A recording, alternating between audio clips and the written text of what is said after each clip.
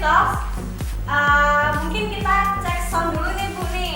Baby Talks powernya.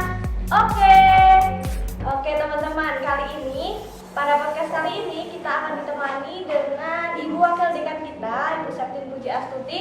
Nah, pada kesempatan kali ini nih kita akan berbincang-bincang mengenai kemahasiswaan, keakademikan dan bagaimana sih caranya mengadu mungkin kalau ada AC yang rusak seperti itu Ibu. Mungkin untuk awalan monggo Ibu Septin untuk memberikan pengantar terlebih dahulu nih.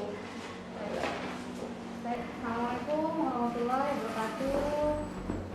Mohon maaf, saya izin untuk tetap pakai masker ya, karena kebetulan ini masih masa pandemi ya. Baik teman-teman, terima kasih atas undangannya kepada Demas, UIN Raden Mas FEB, UIN Raden Mas Said. Hari ini alhamdulillah kita bisa bertemu di sini dalam acara bincang-bincang ya, talkshow mengenai kefakultasan Fakultas Ekonomi dan Bisnis Islam UIN Raden Mas Said. Baik teman-teman, kita akan semacam pengenalannya bagaimana di FEB itu. Jadi FEB itu fakultas yang di bawah UIN Raden Mas Said yang kita memiliki tugas untuk teknis dari pelaksanaan pendidikan dan pengajaran di tingkat fakultas. Kami kebetulan di fakultas dibagi menjadi 3 bagian. Ada bagian akademik, kemudian bagian itu yang dikerjakan oleh Bapak Wakil Dekan 1, kemudian ada bagian keuangan dan fasilitas, itu dikerjakan oleh Wakil Dekan 2, yang kebetulan di sini Ibu Woro. Yang pertama tadi Wakil Dekan 1 oleh Bapak Awan Kostrat Diarto. Kemudian Wakil Dekan 3 itu mengurusi masalah kemahasiswaan kerjasama. Nah, masing-masing Wakil Dekan ini bekerja sesuai tupoksinya. Jadi teman-teman misalkan ada keluhan mengenai akademik itu apa aja? Nanti kita akan bahas ya mengenai masalah akademik ya, Wakil Dekan 1. Kalau mengenai keluhan dari keuangan, kegiatan biasanya teman-teman ini yang awal kegiatan atau mengadakan apa yang butuh keuangan itu juga ke Wakil Dekan 2. Nah, tentang kemahasiswaan nanti ke saya, ke bagian kemahasiswaan. Terus sekarang apa aja sih pekerjaan bidang akademik, bidang keuangan, terus kemudian bidang kemahasiswaan. Begini teman-teman, kalau bagian akademik itu terkait dengan proses belajar mengajar. Jadi kalian mau tanya mengenai kurikulum seperti apa, ditanyakan dulu kurikulum secara umum mengenai apa sih kurikulumnya yang ada di masing-masing prodi, bisa ditanyakan ke Wakil Dekan 1. Nah, Wakil Dekan 1 ini memiliki macam anak buah. Itu ada 2, kebetulan di FEB ada 2. Itu Kaprodi, Kajur, ketua jurusan ada 2 orang. Jadi ketua jurusan manajemen dan akuntansi yang sekarang dipegang oleh Pak Khairul Imam, dan yang kedua adalah ketua jurusan keuangan dan perbankan syariah dipegang oleh Pak Budi Sukardi. 2 prodi dua kajur ini masing-masing kalau manajemen dan keuangan manajemen dan akuntansi syariah itu punya 2 prodi. 2 prodi ini manajemen syariah, manajemen bisnis syariah, dan yang prodi kedua adalah akuntansi syariah. Jadi kalau terus yang satunya yang ketua jurusan keuangan dan perbankan syariah itu hanya 1 kebetulan. Insya Allah nanti kita sedang berproses untuk ekonomi Islam. Jadi mungkin karena belum ada mahasiswanya ya di sini ya. Jadi ya kalau teman-teman misalkan tanya kurikulumnya seperti apa sih? Sebenarnya kita nanti sampai semester 8 itu seperti apa sih? Nanti akan ada Pak Wadek 1 dibantu oleh kajur dan kaprodi ini akan menjawab pertanyaan kalian. Kita kan di sini sudah menerapkan kurikulum Merdeka Belajar. KKN itu apa wajib? PPL-nya bagaimana, apakah PPL saya misalkan yang di manajemen, bolehkah PPL manajemen di perbankan syariah, nanti enggak sama apa bedanya dengan perbankan syariah, nah kayak gitu. Nah ini bisa ditanyakan, bisa langsung lewat wakil dekan 1 atau langsung aja ke kaprodinya masing-masing atau ke tajurnya. Beliau ini akan menjawab karena pekerjaannya ke akademik banyak banget ya. Terus kemudian, Bu, kalau saya mau komplain nilai, nah komplain nilai itu jangan langsung ke dosennya kalau saran saya. Tapi kalau misalkan ini ya, secara personel misalkan nilai Pak saya ini boleh sih langsung ke dosen. Tapi mungkin kalau dosen yang bermasalah, misalkan contoh, saya itu tidak pernah mengajar Pak. Kalau komplain ke saya langsung, saya tersinggung. Lebih baik langsung komplain ke kaprodi. Terus kemudian untuk etika dan lain sebagainya jangan mungkin WA ya, supaya itu nggak jadi isu ini ya. Lebih baik ngadep ke kajur atau ke kaprodi, Bapak keluhan saya begini, Bu Septi itu nek ngajar kayak gini gitu. Boleh komplain, tapi mungkin dengan bahasa yang bagus. Jadi nanti kaprodi akan konfirmasi. Kalau mengenai skripsi, komplain lagi. Pembimbing saya galak. Saya itu kalau dalam setting dimarahi terus.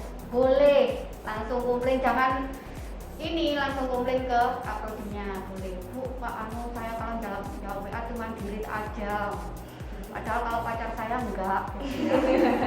Maksudnya kalau sama pacar saya langsung dibalas ya iya. Kalau sama dosen pembimbing kok dirit aja, mungkin dosennya lagi galau atau lagi lelah. Kalau saya kan lagi lelah gitu ya.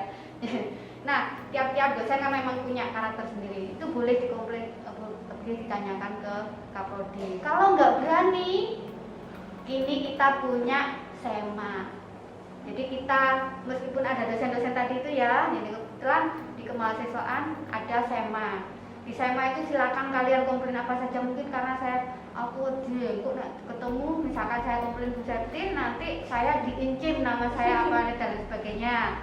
Itu komplain aja ke SEMA, nanti SEMA akan tanya saya. Nah itu bagian akademik ya. Terus kemudian perpustakaan mengenai itu semua bagian akademik.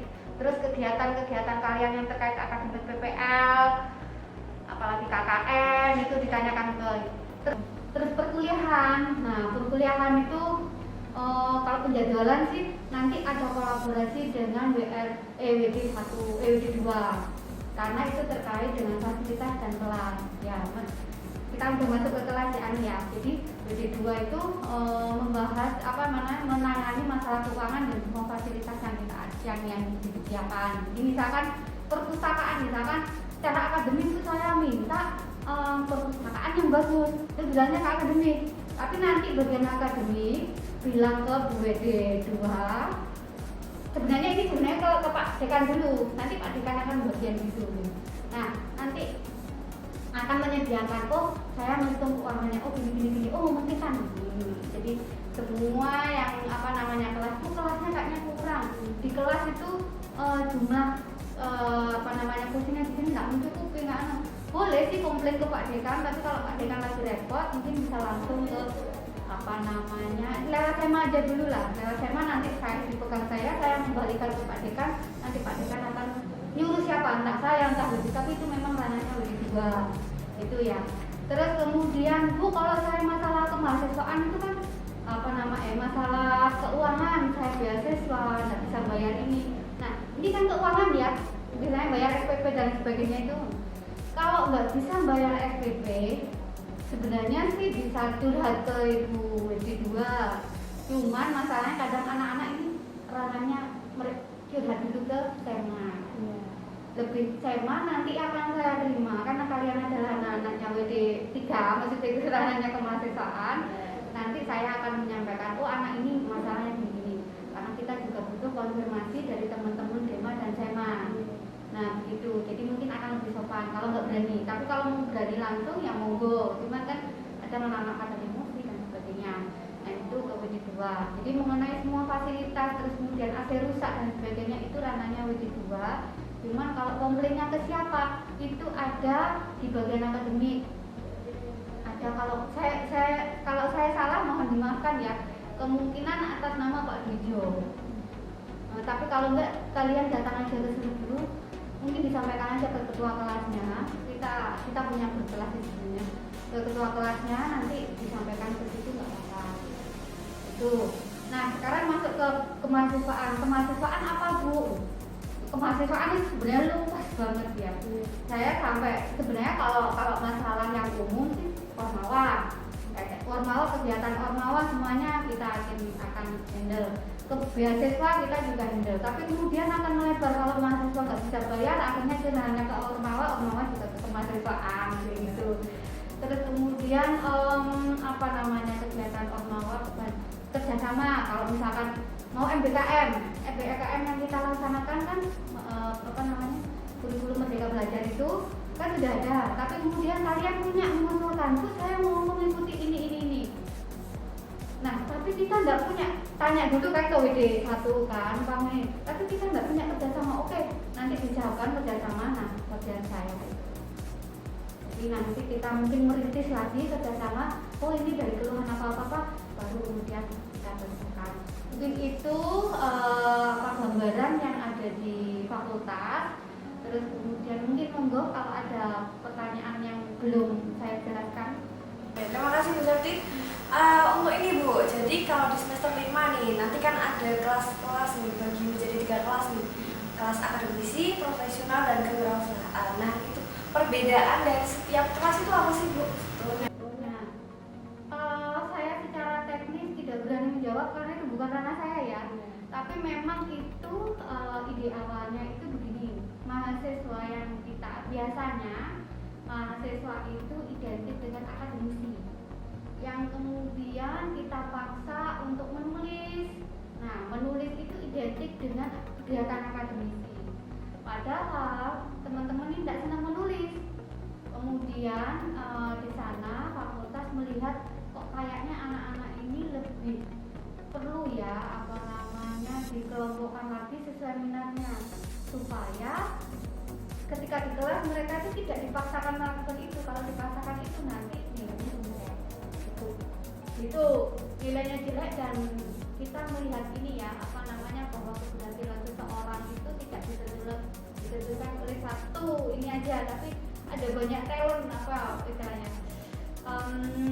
multiple intelligence itu. Nah kita mengintegrasikan itu.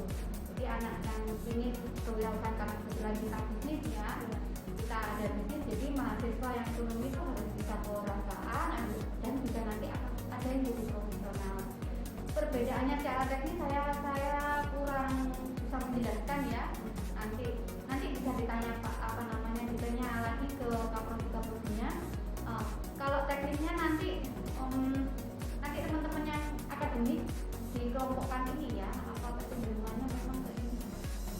Yang jadi dosen, mau riset, banyak gitu. Tapi kalau yang profesional mungkin kita udah mulai belajar ya, namanya profesional itu biasanya kalau kerja disuruh pakai saklar toh. Nah itu kalian harus terbiasa pakai saklar. Sekarang saya pakai jas gini. Kalau dosen kan enggak, masuk sandalan boleh kalau dosen sebenarnya sih. Tapi nggak tahu kalau di Indonesia nggak boleh sandalan pakai jeans boleh. Kalau di enggak. Kalau di kita kalau kewirausahaan mau sandalan mau apa asalkan dia bisa jadi fokusnya itu di sini, di tiap mata kuliah itu nanti akan dikelompokkan ke orang-orang, nanti pengajarnya juga akan cenderung memberi tugas-tugas yang mengarah ke sana. Jadi perbedaannya itu di tugas dan materi yang disampaikan ya Bu ya. Semoga saya tidak salah. Semoga saya tidak salah kasih informasi ya. Terus mengenai aplikasi yang dibuat oleh Febi ini Bu, ini aplikasi Febi One Talks. Nah di Febi One Talks ini sebetulnya isinya mengenai apa aja sih Bu? Apakah kita harus mendownload wajib untuk mahasiswa baru? Terus nanti di dalamnya kita mau ngapain aja kayak gitu? Ya, kebetulan saya juga pas nggak menguasai juga. Febi One Talks itu adalah upaya kita untuk mengintegrasikan dan menyingkat prosedur. Jadi kalau mungkin kalian di sana nanti kalau nggak salah itu ada persyaratan ya, pengajuan lewat Febi One Talks.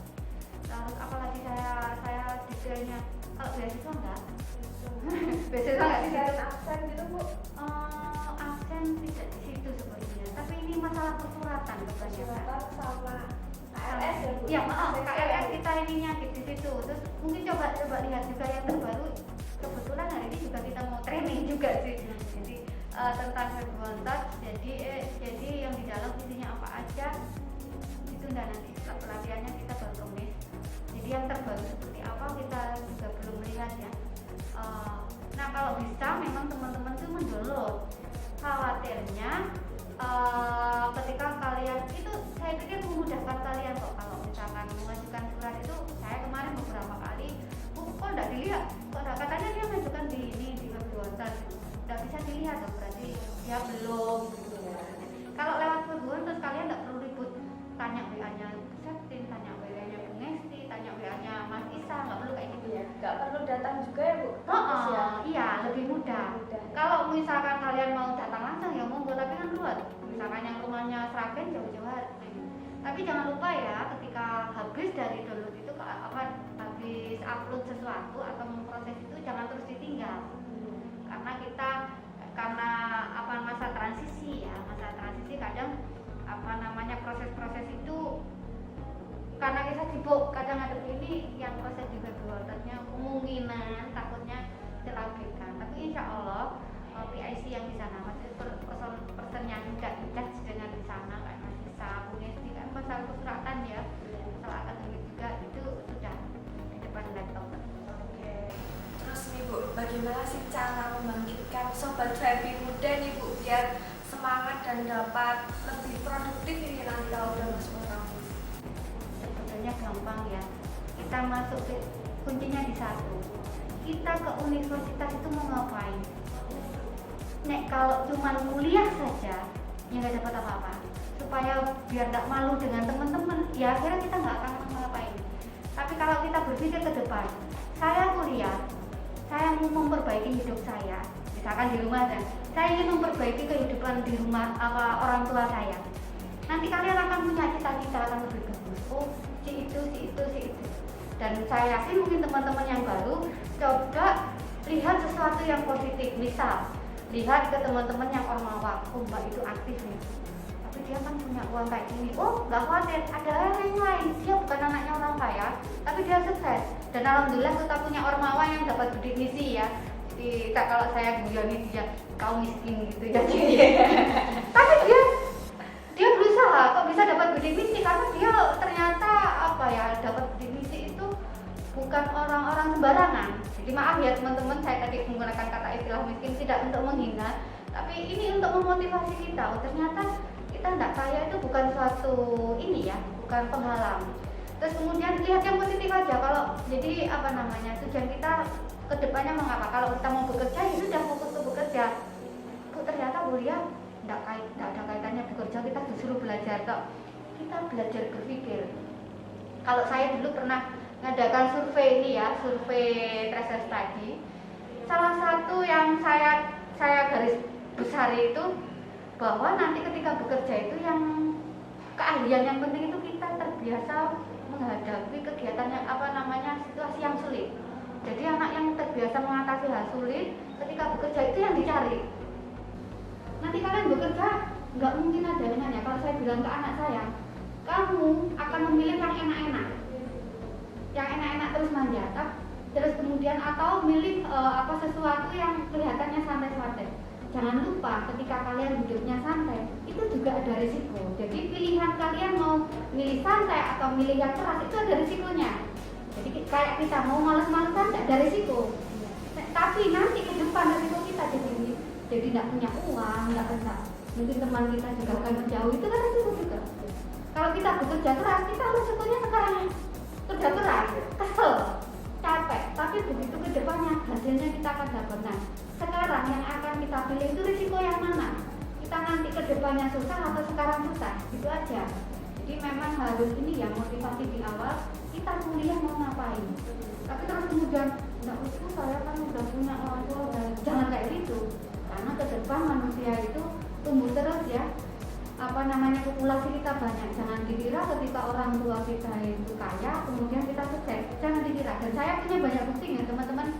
Ada banyak kebetulan saya ada di sini sejak 2005, jadi menemui banyak orang. Saya cerita ada teman-teman yang IP-nya bagus-bagus, terus kemudian maaf dia merasa pede dengan kondisinya, mungkin dikiranya enak ya dengan kadang teman-teman kalau sudah IP-nya tinggi terus diem aja, tidak mau ngapa-ngapain, tidak mau aktivitas, nah kayak gitu dikiranya aman, kuliah itu hanya mencari IP, tidak kayak gitu. Tapi ternyata ada temen itu dia IP-nya waktu itu tahun yang di bawah 2010 Pak, dia IP-nya masih di bawah, pernah 1, sekian. Jadi dia IP-nya cuma 2 sekian, sementara temennya sudah di atas 3. Tapi kemudian dia bekerja keras dan dia selalu curhat ke saya, kok saya gimana? Akhirnya dia IP-nya pernah di atas 2,5, bangga banget. Terus akhirnya IP-nya sampai naik 2,7. Dia bekerja dan saya lihat dia berhasil. Karena sebenarnya ini ya, dia berusaha terus, ada kemauan. Yang melihat saya, kalau kamu melakukan sesuatu hanya untuk menuruti nafsumu aja. Jadi orang tua itu harus dengar. Kata orang tua itu benar ya. Saya juga orang tua, rewel, cerewet, geli, apa ya bahasa Jawa Timur itu geli, bikin jengkel lah kalau ngomel. Tapi coba didengarkan, diambil positifnya. Insya Allah ada manfaatnya juga apa omongan orang tua kita. Jadi jangan lupa itu. Jadi mengajak kita untuk kerja keras. Jadi, intinya kita harus tetap optimis. Terus kemudian ya jangan enak-enak. Lihat sesuatu yang positif aja sih. Itu aja. Yang terpenting memperbaiki tujuan masuk kuliah dulu ya. Iya, betul. Mau cuman kuliah atau mau cari pengalaman, ikut-ikutan temen atau mau ngapain ya? Iya, itu harus diluruskan dulu. Terus ini lagi, kadang orang saya kuliah di ekonomi bisnis ingin kaya. Tidak ada orang kaya dengan hanya diem. Iya. Jadi jangan kemudian setelah melihat saya kuliah di bisnis akan lebih kaya dari teman-teman yang dari fakultas lain. Enggak. Malah kata kemarin saya kalau curhat ke Dema, jangan sampai ada mahasiswa ekonomi bisnis yang kemudian saya nggak bisa bayar SPP karena ini loh. Mahasiswa ekonomi bisnis harus bisa cari uang dong mulai sekarang gitu. Ya, wah jadi berat dong. Ya memang berat. Jadi namanya mencari uang ya kita harus lebih bagus dari fakultas lain ya, karena kita tujuannya namanya ekonomi dan bisnis. Berarti kan harus lebih bagus ekonominya. Berarti harus ini ya, harus kerja keras dan harus ini dibenahi lah. Oke, untuk akhir nih Bu, memberikan closing statement kepada teman-teman biar lebih semangat kuliahnya, semangat mengikuti organisasi, dan yang terpenting nggak hanya memikirkan IPK-nya bagus, tapi juga diimbangi dengan praktek di lapangan gitu. Baik, kalau saya belajar. Jadi kehidupan di kedepannya itu kuliah itu hanya pembelajaran. Jadi kita belajar sulit, sama ketemu dosen sulit, ketemu dosen cerewet. Jangan dianggap itu menjengkelkan terus kemudian kalian dengan mudah tinggal copy paste kayak gitu, itu nggak bagus. Makanya begitu ada dosen rewel kayak itu, kerjakan sebaik mungkin, karena ini adalah proses. Kalau kita menjalankan proses dengan baik mulai sejak kuliah, nanti bekerja kita akan lebih mudah lagi. Sudah terbiasa dengan kondisi sulit tadi dan bisa mengatasi. Jadi anggap saja dunia kuliah ini seperti kita persiapan bekerja. Anggap saja ketika ketemu dosen yang sulit, kita nanti ke depannya akan ketemu pimpinan yang rewel. Gitu aja. Jadi anggap saja, oh ya saya yakin, oh berarti dosen kamu siap Pak berangkat. Intinya gitu. Jadi jangan dianggap ini susah, aku segini, saya minta uang loh. Sekarang latihan mental. Nanti lulus, saya ketemu dengan bos hidup nyata, orang tuamu dan tidak ngasih duit. Itu kehidupan nyata, begitu dihantam bos, kerjakan ini, tidak belajar apa-apa, aku ya jangan ini. Nah, anggap saja ini ya, selama proses belajar di kuliahan itu adalah proses belajar hidup. Kalau kalian melihat seperti itu, nanti insya Allah kedepannya udah terbiasa menghadapi orang-orang seperti itu. Mungkin melihat teman-teman satunya oportunis, satunya kok enak-enakan tidur pinter. Di dunia kerja, di kehidupan nyata juga akan menghadapi hal kayak gitu. Kalau kalian lemah ketika kuliah, ketika proses belajar di kehidupan yang lebih simpel ini udah lemah, udah kalah dulu, nanti tidak yakin akan bisa lulus di kehidupan. Itu saja pesan saya. Tetap semangat, jangan menganggap ini adalah cuma mainan. Kuliah itu cuma dolanan, anggap saja serius, anggap saja ini benar-benar jadi proses kalian dikasih apa namanya kesempatan untuk berada di, terutama Feby Wila dan Mas Said, dengan lingkungan yang bagus, teman-teman yang bagus, yang kompetitif, anggap saja itu menjadi apa namanya semacam laboratorium hidup. Nanti insya Allah kedepannya bisa jadi bahan untuk mengatasi kehidupan yang selanjutnya.